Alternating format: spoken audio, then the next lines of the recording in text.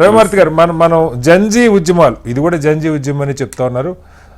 అనేక దేశాల్లో మనం చూసాం, నేపాల్, శ్రీలంక, బంగ్లాదేశ్, ఈవెన్ అమెరికాలో కూడా నో కింగ్స్ ర్యాలీ పేరుతో చరిత్రలో ఎప్పుడూ లేనంతగా కొన్ని 10 లక్షల మంది రోడ్ల మీదకి వచ్చారు. భారత్లో అసలు ఎవరు ఊహించలా, ఇది సడన్గా 5-6 రోజుల క్రితం మొదలైంది.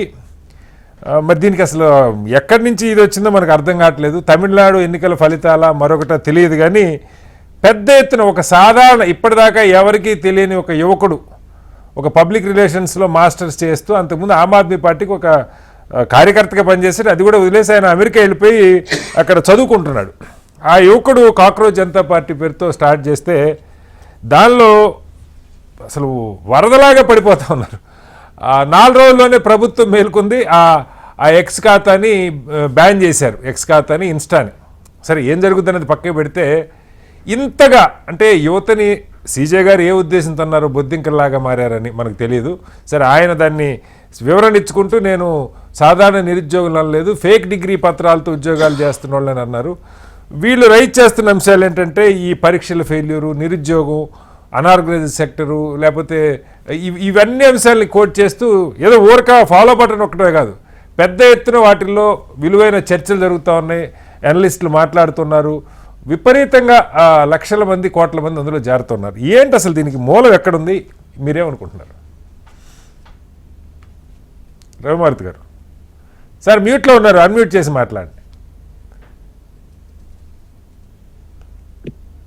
ఈ ఉద్యమం ఏదైనా కానీ యువతలో ఉన్నటువంటి అసంతృప్తిని, నిరసనని, వాళ్ళ భవిష్యత్తు ఒక అగమ్య గోచరంగా తయారవటానికి దారితీసిన పరిస్థితుల పట్ల పెద్ద ఎత్తున నిరసనని తెలియజేయటానికి ఈ ఉద్యమం ఒక సూచికగా ఉపయోగపడుతుంది.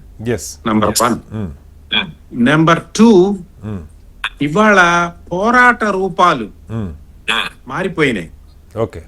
గతంలో లాగా కరపత్రాలు వేయటం, లేకపోతే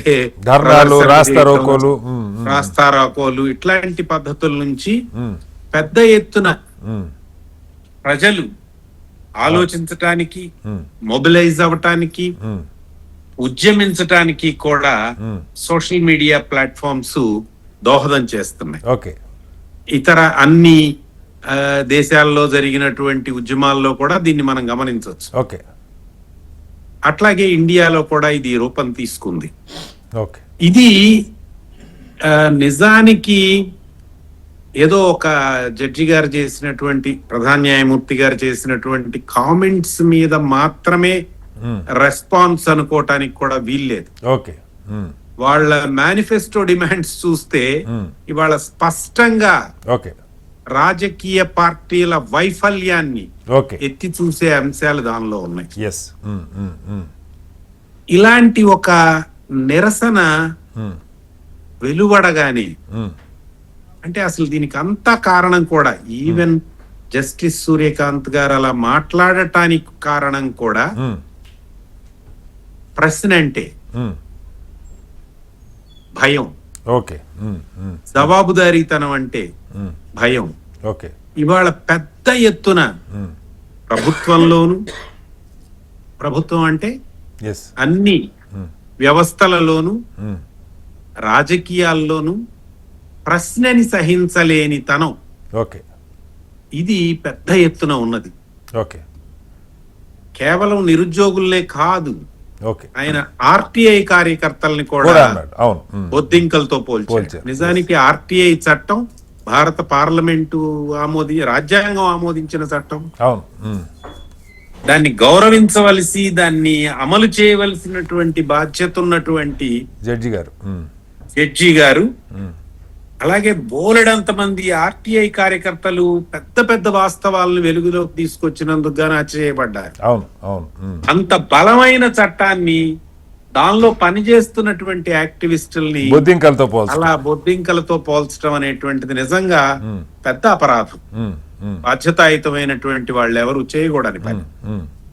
బాధ్యతారహితంగా మాట్లాడే వాళ్ళు, చోటా మోటా రాజకీయ నాయకులు ఎన్నైనా మాట్లాడచ్చేమో గాని, ఒక రాజ్యాంగ పదవుల్లో ఉన్నటువంటి వాళ్ళు అలా మాట్లాడటం అనేటువంటిది నిజంగా దేశం యొక్క వ్యవస్థల వైఫల్యాన్ని సూచిస్తుంది. ఓకే. దీనికి నిరసనగా అట్లాగే దేశ యువతలో ఇవాళ పెద్ద ఎత్తున నిరుద్యోగ సమస్యను ఎదుర్కొంటున్నారు. జాబ్లెస్నెస్, స్కిల్లెస్నెస్. దీనికంతా ఎవరు బాధ్యత వహించాలి? బాధ్యత వహించవలసిన ప్రభుత్వాలని ప్రశ్నించే ఉద్యమంగానే ఇది ముందుకొచ్చింది తప్ప ఏదో ప్రధాన న్యాయమూర్తి గారికి నిరసన తెలియజేయటం కాదు. ఇది మొత్తం వ్యవస్థ వైఫల్యాన్ని, అట్లాగే యువతలో ఉన్నటువంటి ఆగ్రహావేశాలని బయటికి చూపిస్తున్న ఉద్యమంగా మనం దీన్ని అర్థం చేస్తాం. మేబీ అదొక ట్రిగ్గరింగ్ పాయింట్ అయి ఉండొచ్చు. అంతే, ప్రతిదానికి ఏదో ఒక ట్రిగ్గర్ పాయింట్ ఉంటుంది. బహుశా సిజే గారి వ్యాఖ్యలు దాన్ని ట్రిగ్గర్ చేసినాయి. అంతేనా సార్? ట్రిగ్గర్ చేసినాయి. రెండోది, ఇవాళ సోషల్ మీడియా చాలా వెనకబడిపోతున్నది. మీడియా కంటే సోషల్ మీడియా చాలా ఫాస్ట్ గా ఉన్నది.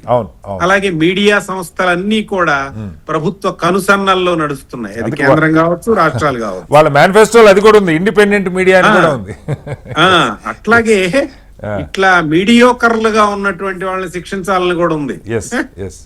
మీడియాలో ఉన్నటువంటి బ్రోకర్లని శిక్షించాలి అనేటువంటిది కూడా ఉన్నది. కాబట్టి చాలా మంచి డిమాండ్లతో రైట్ టైంలో యువతని ఒక ప్లాట్ఫామ్ మీదకి తీసుకురావటంలో అభిజిత్ సక్సెస్ అయ్యాడు. దీన్ని రాజకీయ పునర్నిర్మాణం కోసం వినియోగించుకోవాల్సిన అవసరం యువతకి ఉన్నది. ఆ దిశగా ఇది సాగుతుందని ఆశిస్తాను. Right sir. మానవతరాయ్ గారు.